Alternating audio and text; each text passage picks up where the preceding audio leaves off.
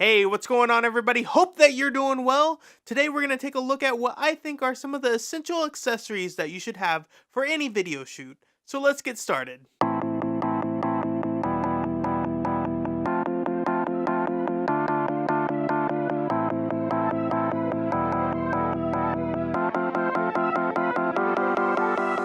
So in no particular order, I'm going to go over some of the things that I have in my kit that I take with me to video shoots.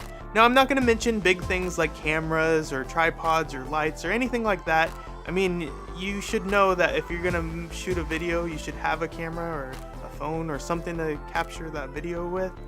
Who shoots a video without a camera? I don't know.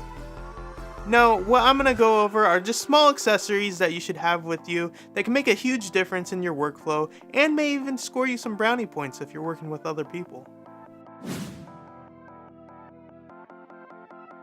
So to start off, we're going to talk about the Rocket Air Blaster, some lens cleaning solution, and a lens tissue or lens cloth.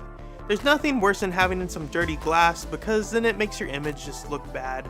So for best practice, I would say to clean your lens before you start shooting and even after you stop shooting, because then you just always have a clean lens. Now if you're working in a dirty environment, you may need to clean your lens in between takes. It's just, you don't want to have a bad image.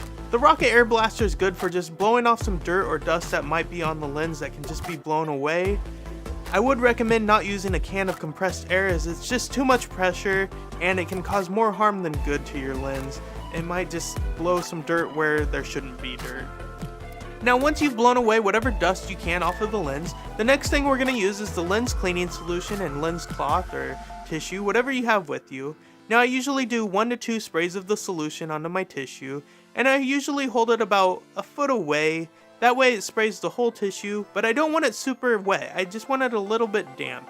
Now if your tissue's just too wet, you're going to get the glass all wet, and it's just going to take more time to dry it off and make sure that it is clean. With your tissue or cloth, you're going to start from the center of the lens and go in a circular motion until you reach the outside of the lens. That's going to push any dirt or dust particles to the outside of the lens. Now the next thing I'll mention is having a flashlight or a headlamp. These are both great if you're working in a poorly lit environment, and it can make a world of difference. Now with a flashlight, it can help you find some imperfections or dust on your lens if you shine the light at an angle towards the lens. Now a headlamp is great because it frees up both of your hands, so you have 2 hands to work with. Now for best practice, I would mention don't shine your light in other people's eyes, as that's not a way to score brownie points with people. Always have a multi-tool. I don't know which one is the best one, there's just tons of them out there, but I think I just went with the cheapest one. I would mention just make sure that it has a pair of pliers, a flathead, a Phillips head, and maybe even a knife. That way you're covered if you just need a knife. Now I always use the flathead because I'm changing out tripod plates on my cameras, and it's just a huge time saver. So go get yourself a multi-tool. One thing that may help you save some time and even stay organized are having some type of ties. Now I've used Velcro, rope, and lately I've been using these things called bongo ties. Now having some type of tie will help you keep your cables organized, and so they're not spilling all over the set, and that may help you score some brownie points, Clamps and clothespins. These are great for hanging things up. So if you need to put a gel up on a light, it's great to use the clothespin because they're small. Sometimes they're referred to as a C47. Now if you have a pony clamp, they're great for hanging up backdrops in the background. They even have a small hole in them so you can put a 1/4-inch screw in them and maybe even mount like a GoPro or maybe a small light. You should just go get a few clamps because you're going to find some type of use for them on set. Now this next thing might not sound like it's huge, but it definitely is. You should always have a pen and some paper or like a small notebook. So that way if you're setting up your camera and you need to set up your lights and you're working with other people, you can draw a diagram to show them where these things need to go. If you're working with a producer or a director that needs to make some notes but they don't have anything to write on, guess who's there with their pen and paper? You are, and you just scored some huge brownie points. So just always make sure that you have a pen and some paper with you. So one thing that you should definitely have is gaffer's tape. This stuff is going to be used all the time probably. You're going to tape stuff up on walls, you're going to make little marks on the ground so you know where to step or your actors to step. It comes in different colors so you can use it for the different actors.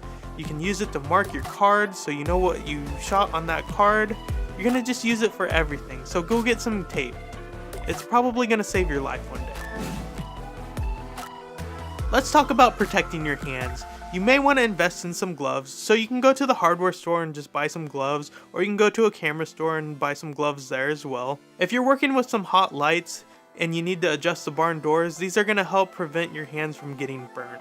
If you're lifting up a bunch of heavy equipment, these are going to help you as well, so you're not getting blisters and just things poking you in the hands. You may want to invest in some gloves. Now the last thing I would mention is maybe investing into a pack to carry around all of your accessories.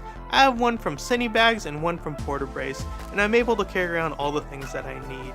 You can also go to a hardware store and they have tool belts that have packs on them, so you can carry around all of your stuff as well.